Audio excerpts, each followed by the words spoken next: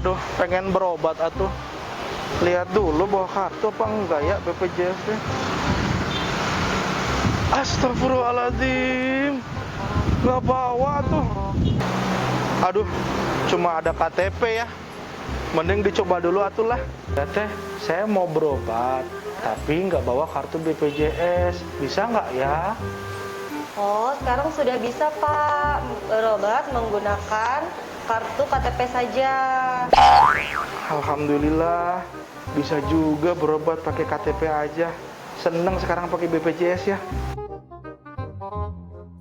Nah, sekarang berobat di fasilitas kesehatan nggak perlu ribet, cukup dengan KTP saja.